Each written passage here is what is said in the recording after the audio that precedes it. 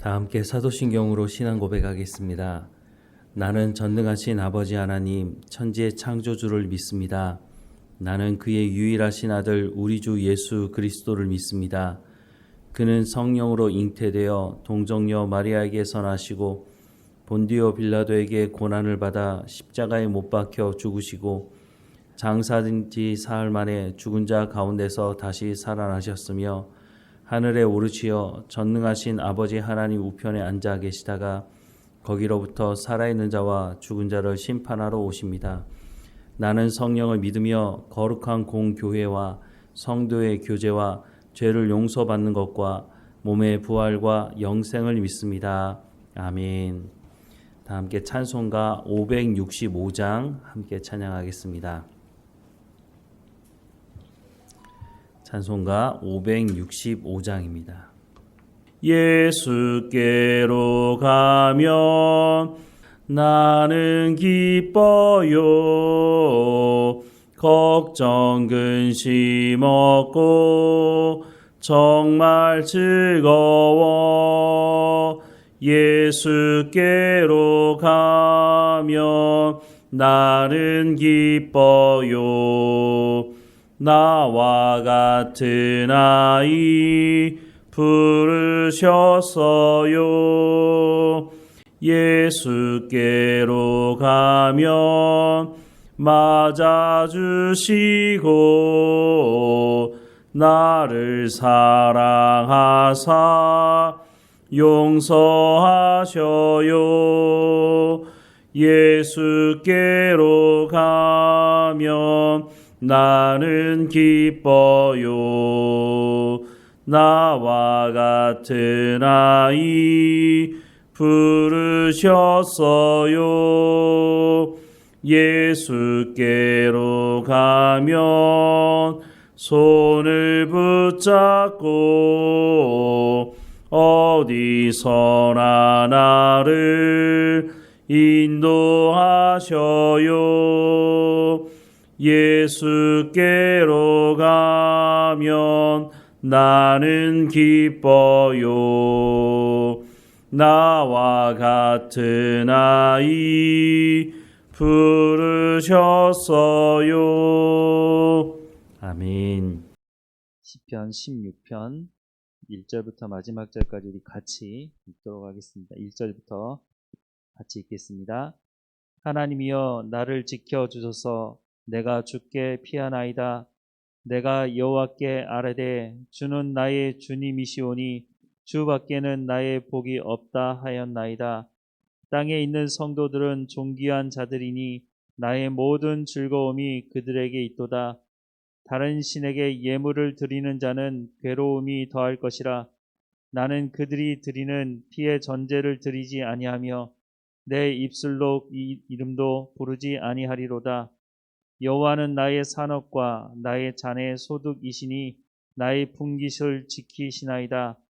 내게 줄로 재어 준 구역은 아름다운 곳에 있으며 나의 기업이 실로 아름답도다. 나를 훈계하신 여호와를 송축할지라. 밤마다 내 양심이 나를 교훈하도다. 내가 여호와를 항상 내 앞에 모시며 그가 나의 오른쪽에 계심으로 내가 흔들리지 아니하리로다. 이러므로 나의 마음이 기쁘고 나의 영도 즐거워하며 내 육체도 안전히 살리니 이는 주께서 내 영혼을 수월에 내리지 아니하시며 주의 거룩한 자를 멸망시키지 않으실 것임이니이다. 주께서 생명의 길을 내게 보이시리니 주의 앞에는 충만한 기쁨이 있고 주의 오른쪽에는 영원한 즐거움이 있나이다. 아멘.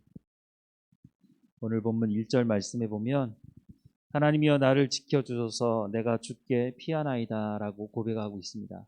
이 1절 말씀만 보면 시편을 쓰고 있는 다윗에게 무슨 큰 환난이나 고난이 있는 건 아닌가 하는 생각을 해보게 됩니다.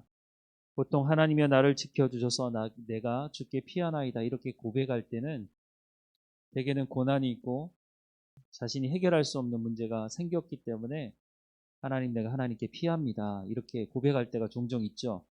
우리도 그렇고 다윗의 시편들도 보면 그런 내용들이 종종 등장합니다.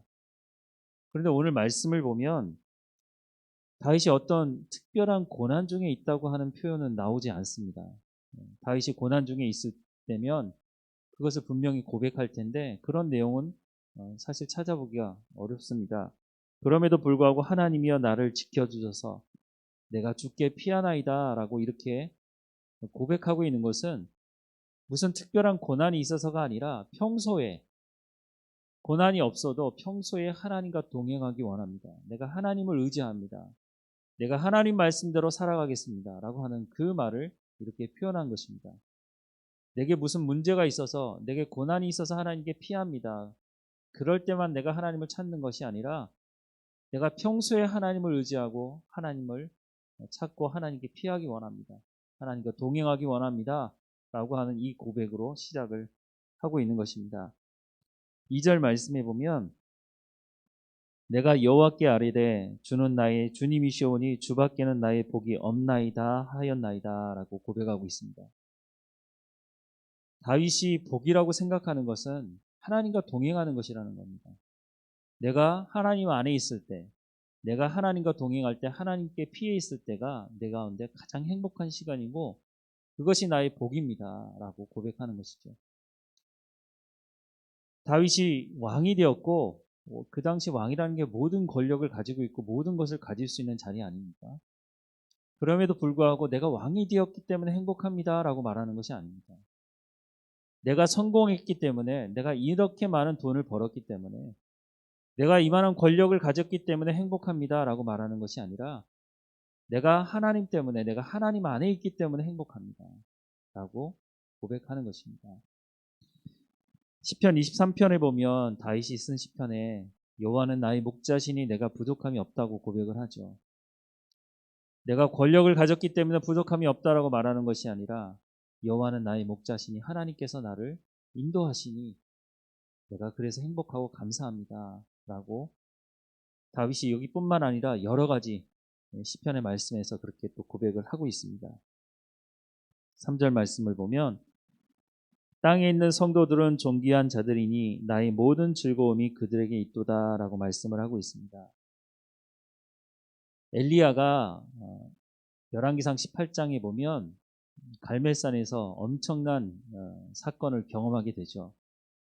하늘에서 불을 내리는 선지자라고 우리는 엘리야를 그렇게 칭하지만 사실 엘리야가 불을 내린 건 아니죠. 하나님께서 불을 내려주신 것이죠.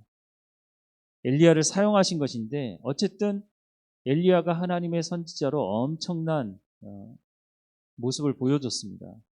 그 자리에서 바알 선지자, 아세라 선지자들을 다 죽이고 이제는 이스라엘 백성들이 다 하나님을 섬길 것 같은 그런 생각이 들었는데 그 사건이 끝나고 얼마 되지 않아서 이세벨이 뭐라고 말합니까? 내가 제 엘리야를 죽여버리겠다 라고 하는 그 한마디 때문에 엘리야는 도망가게 됩니다. 도망가는 그 엘리야를 하나님께서 먹이시고 입히시고 하나님의 산으로 불러 들이시고 엘리야에게 말씀하시는데 그때 엘리야가 하나님 앞에 하는 말이 있습니다. 하나님, 이제 저밖에 남지 않았습니다.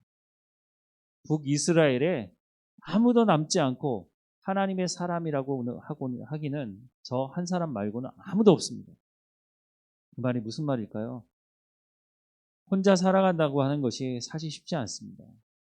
무엇보다 믿음 생활하는 사람들에게 있어서 혼자 신앙생활 한다고 하는 것은 참 어렵습니다. 근데 엘리야가 지금 그 외로움을 하나님께 호소하고 있는 겁니다. 하나님, 저 한 사람밖에 안 남았습니다. 저 죽으면 이제 끝입니다. 그런데 엘리야가 몰랐던 게 있죠. 하나님께서 뭐라고 말씀하십니까? 너 말고도 바알에게 무릎 꿇지 않은 7,000명이나 되는 사람이 있다. 7,000명이라고 하는 사람은 숫자적으로 7,000명을 의미하는 것이 아니라 7이라는 숫자가 완벽한 숫자이기 때문에 너 말고도 하나님 앞에 하나님을 예비하며 하나님 말씀에 순종한 사람이 많다. 걱정하지 말아라. 그런 얘기를 하는 거죠. 지금 오늘 보면 3절이 사실 이런 말씀을 하고 있는 겁니다. 다윗만 홀로 남아서 외로움, 그 신앙을 지키는 것이 다윗 혼자만 지키는 것이 아니라 다윗 말고도 하나님의 사람들이 많다는 것입니다. 근데 이것을 안 것입니다, 다윗이. 그래서 이 고백을 하고 있는 것이죠. 오늘로 말하자면 교회가 이 역할을 해야 되는 것입니다. 교회에 와서 함께 신앙생활하는 공동체 안에서 서로 위로하고 서로 세워주고 격려하고 서로를 위해서 기도하고 중보해주고 이런 부분들에 대해서 말씀을 하고 있는 것이죠. 근데 여기서 멈추는 것이 아니라 7절과 8절의 말씀에 보면 나를 훈계하신 여호와를 송축할지라 밤마다 내 양심이 나를 교훈하도다. 내가 여호와를 항상 내 앞에 모시며 그가 나의 오른쪽에 계심으로 내가 흔들리지 아니하리로다라고 말씀을 하고 있습니다. 뭐라고 말씀한다고요? 나를 훈계하신 여호와를 송축할지라. 하나님께서 우리를 훈계하신다고 말씀합니다. 하나님 말씀은 우리의 생명을 살리는 말씀이고 우리를 위로하고 우리를 회복시키는 말씀도 있지만 우리가 잘못된 길을 갈 때 하나님께서 훈계하는 말씀을 하고 계신다는 것입니다. 그런데 중요한 것은 아무리 훈계를 하려고 해도 내가 듣지 않으면 그것이 하나님께서 내 가운데 바른 길로 인도하시는 말씀으로 내 가운데 들려지지 않으면 내가 그 말씀을 받아들이지 않으면 내가 그 말씀을 듣고 순종하지 않으면 이렇게 고백할 수가 없다는 것입니다. 함께 신앙생활하는 공동체 안에서 잘못된 신앙의 삶을 살아가는 사람들에게 훈계할 때 그것을 받아들일 수 있는 실력이 있느냐는 것입니다. 하나님의 말씀에 귀를 기울이고 하나님께서 그렇게 말씀하셨어? 그러면 내가 다 이해하지 못해도 내가 그렇게 살아가야지. 이렇게 받아들일 수 있어야 되는데 아니 내가 누군데? 나한테 지금 이렇게 얘기하는 거야? 그렇게 얘기하기 시작하면 오늘 본문의 말씀을 우리의 삶에 적용할 수가 없게 되는 것입니다. 하나님의 교회가 이 역할을 합니다. 예수님도 그런 말씀을 하셨죠. 잘못된 길을 가는 사람에게 처음에는 가서 그렇게 하지 말라고 몇 사람이 가서 얘기하고 그것도 얘기되지 않으면 교회 지도자들이 가서 얘기하고 그것도 되지 않으면 교회에서 출교시키라고 말하고 있습니다. 그것이 오히려 그 사람에게 오히려 회개하고 돌이킬 수 있는 기회가 된다면 그렇게까지 하라고 말씀을 하고 있습니다. 한국 교회 안에 징계가 살아간 지가 좀 오래된 것 같습니다. 교회가 많아서 그런 걸까요? 교회에서 문제를 일으켜서 이 부분에 대해서는 신앙생활 하는데 그렇게 하면 안 됩니다. 라고 해서 징계를 내리면 기분 나쁘다 이거죠. 그래서 오히려 사람들의 세력을 모아가지고 교회를 반쪽 내는 교회도 있고 아니면 기분 나쁘니까 내 교회가 이것뿐이야? 뭐 다른 교회로 옮겨가기도 하죠.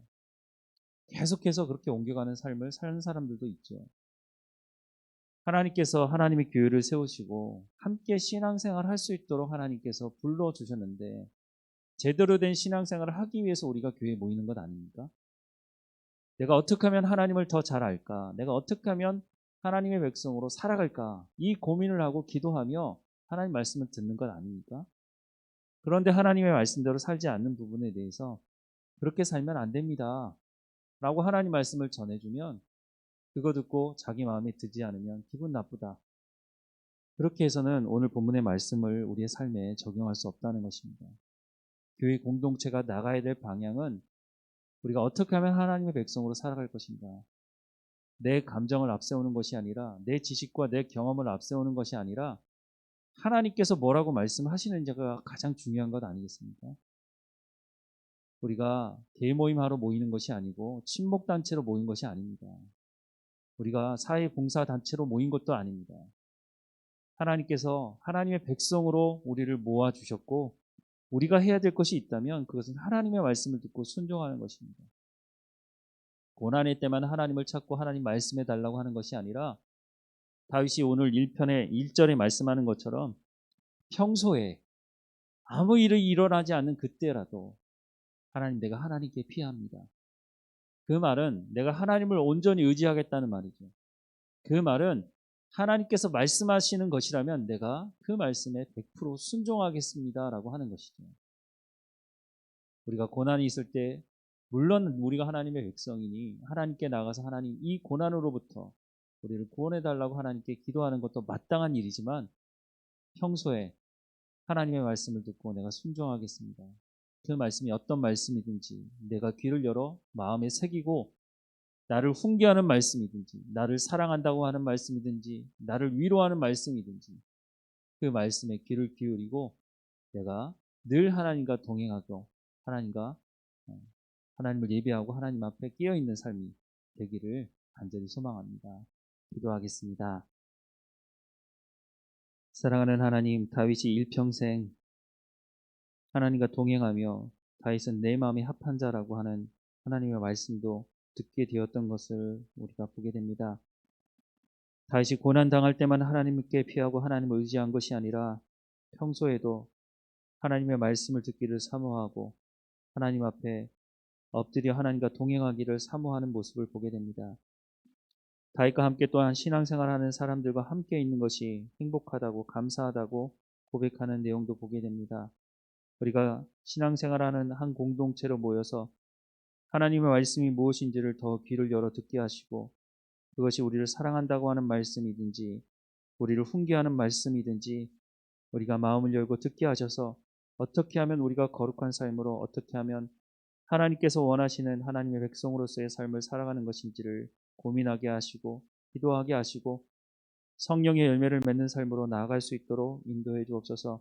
하나님 말씀에 귀를 기울이며 한 걸음 한 걸음 더 성숙해 가는 모든 성도들 될 수 있도록 하나님 인도해 주옵소서. 하나님 우리의 마음을 따라 움직이지 않게 하시고 하나님께서 인도하시는 길을 쫓아 살아갈 수 있도록 인도해 주옵소서.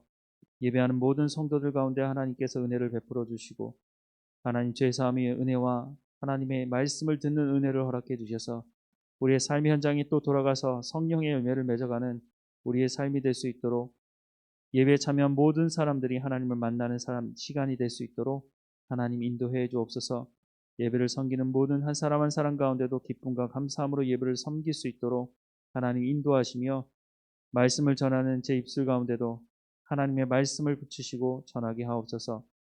하나님 우리가 드리는 예배를 기쁘게 받으시는 예배 현장이 될 수 있도록 하나님 임재하시고 성령의 충만함으로 우리를 다스려 주옵소서.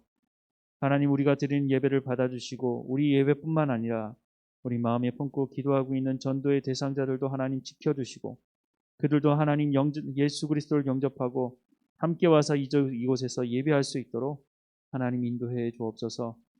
이 하루도 하나님께 감사하는 삶이 될 수 있도록 인도해 주실 하나님께 감사드리고 예수님의 이름으로 기도드립니다. 아멘. 하늘에 계신 우리 아버지, 아버지의 이름을 거룩하게 하시며 아버지의 나라가 오게 하시며 아버지의 뜻이 하늘에서와 같이 땅에서도 이루어지게 하소서. 오늘 우리에게 일용할 양식을 주시고 우리가 우리에게 잘못한 사람을 용서하여 준 것 같이 우리의 죄를 용서하여 주시고 우리를 시험에 빠지지 않게 하시고 악에서 구하소서. 나라와 권능과 영광이 영원히 아버지의 것입니다. 아멘.